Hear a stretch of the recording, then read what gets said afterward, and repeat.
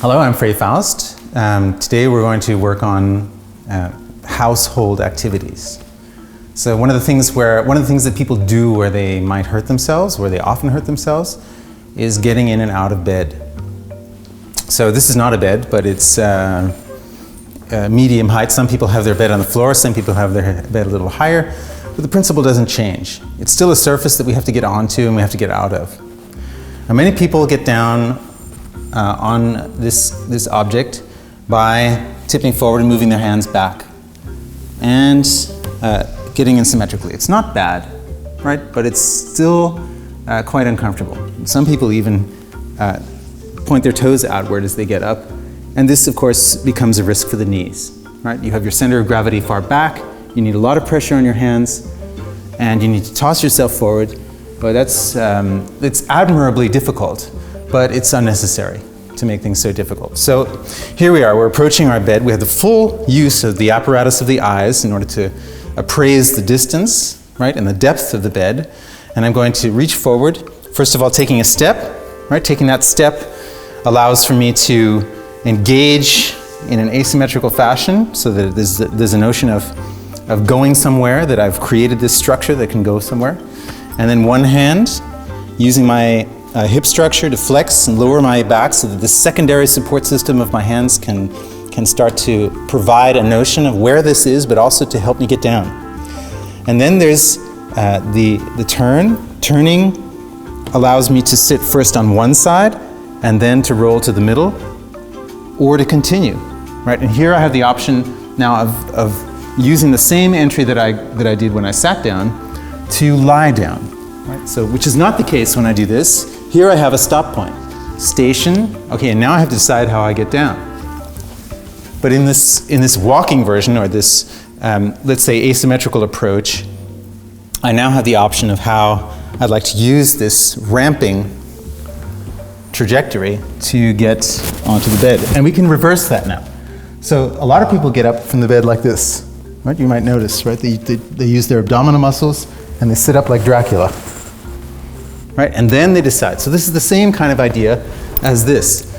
It's linear, and then stop point, and linear trajectory, right? Or a lot of people do this, right? They stick out their legs and they go back like this. Well, you might be strengthening abdominal muscles when you do that, but let's say and that's okay, but it's a little less practical for your objective than sweeping across the transverse plane, getting your hands in position to help you up, and continuing to turn as you get out of bed. And this might seem virtuosic, right, because it's so smooth. But in fact, it's really simple. And it's a practical application of something you do every day, which is taking steps, right? When you take steps, you don't jump like a kangaroo. You shift your weight to one foot, and you reach with the other one. So you can do the same thing with your hand. And you sit down. And this is the other way, of course. If you like to lie on your left side, right? Some people like to lie on their left side, then you can have this approach. And when you get up, you already have your hands here to help you, and sit, and turn, right? This turn is really useful because turning generates centrifugal force. Centrifugal force cuts through the gravitational field somewhat so that actually you lose weight. It's like an instant diet. So when I do this, I'm actually, my apparent weight is less. You can try that on a scale. You have a weight that's sliding on an object that's posed on a weight, right? And this, when it's sliding, it will appear to weigh less. That has to do with the direction of momentum, right? So when we direct our momentum onto the transverse plane, then we actually weigh less. So then it means our muscles have to work less, right? Okay, so there is a value to having strong muscles, yes? And I think we can all agree on that. But the thing about strength is that it's really only useful when it's generalized. Because if we only make one set of muscles strong, or if we only make a single muscle strong, for example, the rectus abdominis that we all love, we like this six-pack right here, that's very sexy. But if it's not integrated with what we're planning to do, then it's actually useless, and it becomes dangerous when a single muscle is developed and other muscles aren't. So what I'm doing here by making these turns and using my hands for support as well as my legs, is to integrate upper and lower body in the act of getting up. So now I'm using not only this muscle, but I'm using this muscle, I'm using this muscle, I'm using these muscles, using this muscle, using that muscle, using the muscles of my spine to sustain myself. And there I've had a generalized workout, right? And I've just gotten out of bed and my whole body's begun to be engaged. So getting out of bed can be a stimulating act. Getting into bed also. So why don't we talk about sitting in a chair? Sitting in a chair is also one of those things. Here's your generic chair. This is the kind of chair I actually like because it doesn't have armrests. I think armrests are like prison. I would rather have a chair that's not informed, right? A chair that I can decide how I want to sit on. A chair that doesn't have sloping, it doesn't have body form, it doesn't push me into a certain shape. It's a chair that actually allows me to work, right? So I think that this is a good representative chair. It has a little padding, not bad. All right, same thing. Now instead of approaching the chair like this, where I can't see it, right? Or this, where I start to curve my back and I lose some of the support value of my lumbar, right? You can see maybe from the side, so I'm going to do this.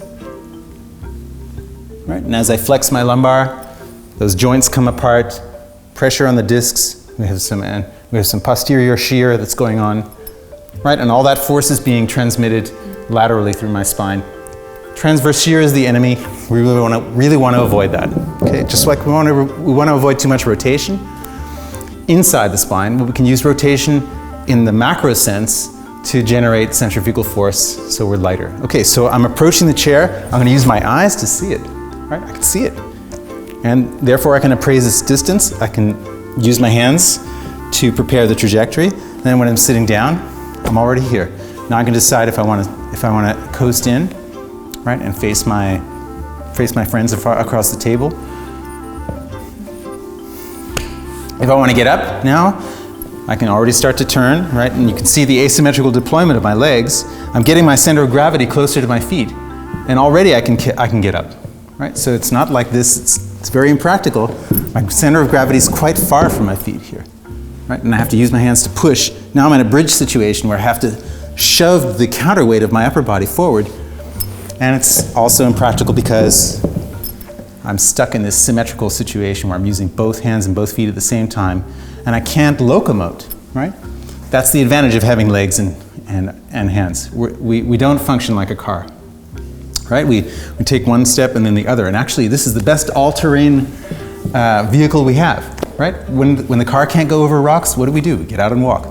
When the car can't go over snow, what do? We walk. Right? So walking is really probably the best locomotive tool that's been evolved. Right? Take a look at the animal world. Do they have wheels? No. All right, so here we are. We're going to turn, right? Turn, and lean forward and push, and that's our exit. Hope that was useful for you, and see you again next time.